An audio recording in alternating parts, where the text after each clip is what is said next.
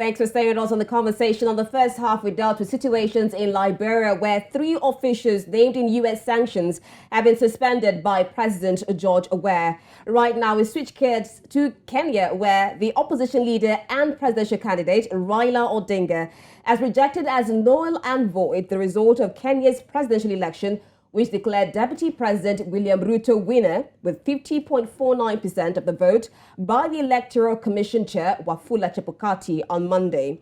Odinga pledged to challenge the outcome with all constitutional and legal options and said he would channel his complaints through appropriate authorities. His announcement came shortly after 4 electoral commissioners said they stood by the decision to disown the outcome of the election, saying Mr. Chebukati had declared the results without the involvement of all commissioners. Odinga is expected to file a case with the courts in the coming weeks. Meanwhile, President-elect William Ruto has assured Kenyans that security agents in the country will not be used to spy on the public, adding that there will be no more tapping of phone calls or spying on social media accounts. He also emphasized that civil servants will not be used to partake in conducting business for politicians and cautioned that the public servants have a lot to deliver. Now, joining us live from the Kenyan capital, Nairobi, this evening to discuss this is Josephine Njuguna, who's a financial services and communications expert.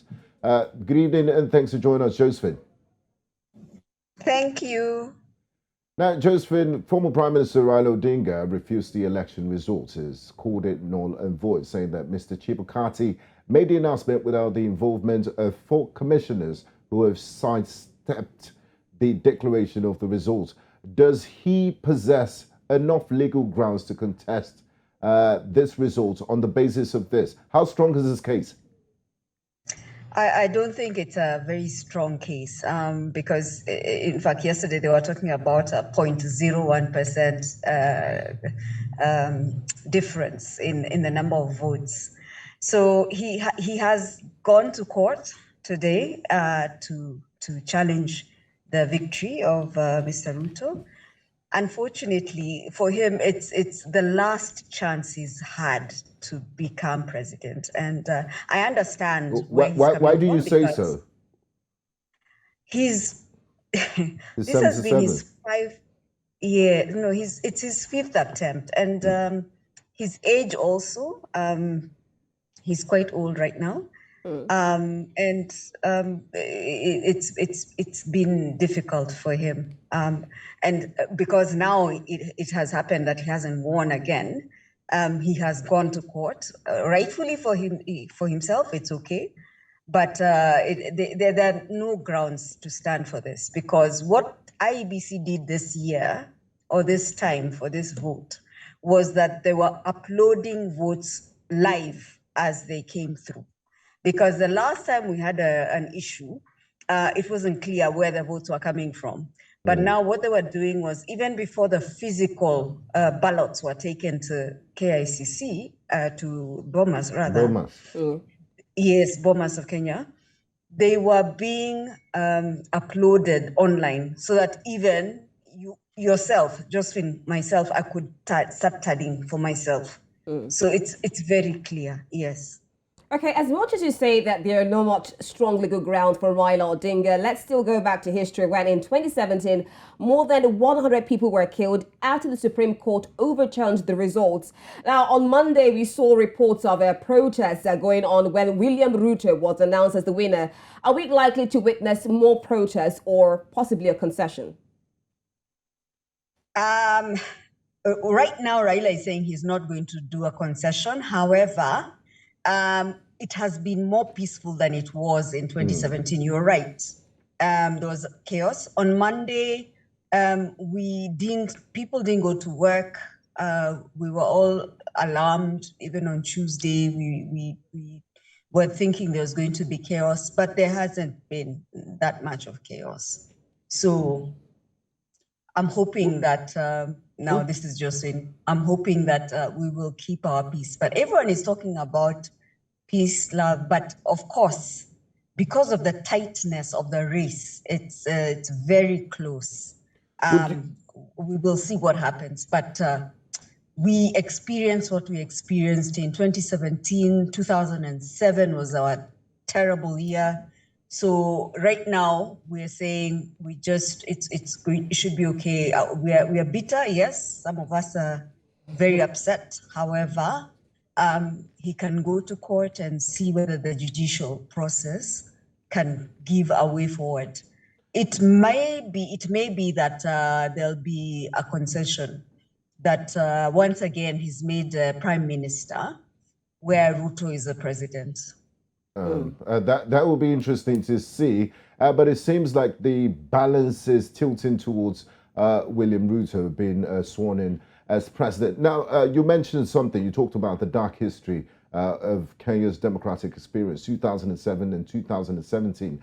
Now, looking, a lot of praise has come in for the conduct of Kenyans and how they've conducted themselves throughout the election period and also following the announcement of results.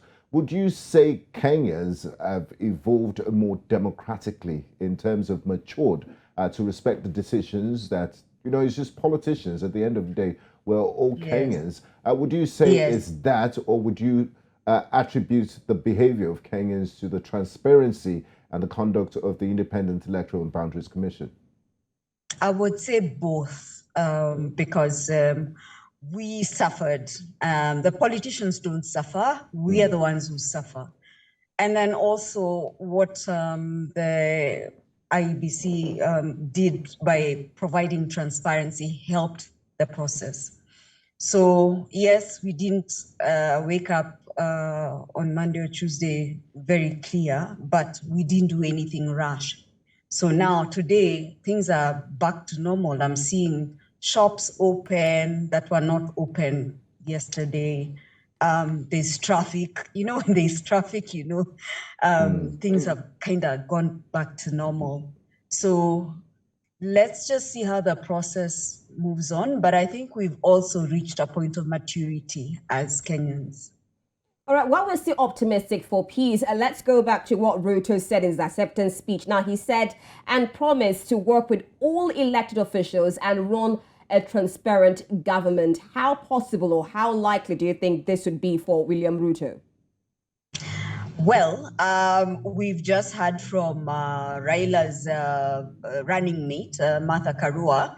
She was saying that the MPs in the parliament, they have a majority, and so it has to be a working government. They will have to work together. So for me, what I see is Raila being the head of opposition, and because they have majority seats in some, we have our MPs, we have our senators, we have our governors, they have some, quite a good presence in all the three houses.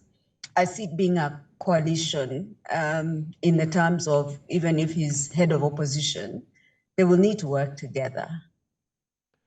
Now, as Kenyans have concluded these elections, waiting of course, the announcement by the Supreme Court, what they decide. But it's looking like William Ruto is going to be the fifth president of the Republic. He is, in fact, right now he's the president. And congratulatory messages are coming through from all over the world. So he is the president-elect of the Republic of Kenya. Yes. Now, the honeymoon period will definitely be over as soon as he assumes his first day in State House. What are those issues that are priority for Kenyan electorates? What do they want to see? What differences do they want to see? And what's of utmost priority and importance to them, to Kenyans? Our biggest problem is corruption. So we want to see, so the same way transparency happened with the election, now we need to see how corruption is going to be dealt with, because that's a big problem in Kenya. And then there's the issue of jobs. The youth particularly find it very difficult to find employment. So he needs to come up with ways of creating job opportunities for the youth. That's another issue that we have. Do people really see him as different from Uhuru Kenyatta's government? Because, he's part and parcel of the government. He's still deputy president of the Republic of Kenya, even though he's been sidelined. Is there much of a marked difference? And are they going to see a lot of difference from his policies and that of his principal, President Uhuru Kenyatta? Quite likely. I'll tell you why. Mr. Kenyatta had thrown his weight behind Raila during the campaigns. So the fact that Ruto won means that the general public do not believe that whatever Mr. Kenyatta was doing or his policies were working. So they were ready to root for another person. During the last 2-3 years of the former cabinet, Mr. Uhuru was he had thrown away, or he had abandoned, let's use that word, Mr. Ruto. Yeah. Hello, can you hear me? Yes, Yes, we can hear you. Go on, you. please. Okay. So he had abandoned Mr. Ruto and was campaigning actively for Mr. Raila Odinga. So the fact that Mr. Odinga has not won means that people are anxious or want to see what Mr. Ruto will do for the country. Okay, Justin, before we let you go, that out of the 4 presidential candidates, 3 of them had a female deputy president. I mean, a lot of people were campaigning on the Martha Karua, given that Raila Odinga the much needed victory he needed. So how would you rate the influence of women in Kenyan politics? Unfortunately, You just gave yourself out there. I expected more, I must say. Unfortunately, I think, unfortunately, I don't want to say it's an African thing or it's a Kenyan thing, but unfortunately, we're swayed by the male influences in our life. So, you're told to go this way and you go that way, and that's it. Martha has done a great thing, though. Martha Karua has done a wonderful thing, and she's a great leader, and she's been a leader since 2007. And I give her congratulations to be able to be nominated as a running mate and to run and do all the things that she's done. So it's just unfortunate. It's our culture, I think. All right. Okay, it's a fine place to live it. Thank you very much. Thank you very much, Josephine Njuguna, for taking time to join us in the conversation this evening. We do appreciate your contribution and insight. Thank you. We do hope for a time where women are given the chance, not just saying you can go there. Not only in Kenya, also in Nigeria. It would be nice to have Rita as president of Nigeria. Probably. Nice. Anyways, this is where we'll draw the curtains for today's edition of The Conversation. We had discussions in Liberia where 3 officials named in U.S. sanctions have been suspended by the president, George Weah. We just concluded discussions in Kenya where the opposition leader and, of course, the presidential candidate, Raila Odinga, has called the elections null and void even after the IEBC chairman, Wafula Chebukati, announced William Ruto as the president-elect of Kenya. I'm Rita Omodia, to join me again on a Friday for another edition of The Conversation. And I'm Gbenga Aborowa. See you on Friday. Bye-bye.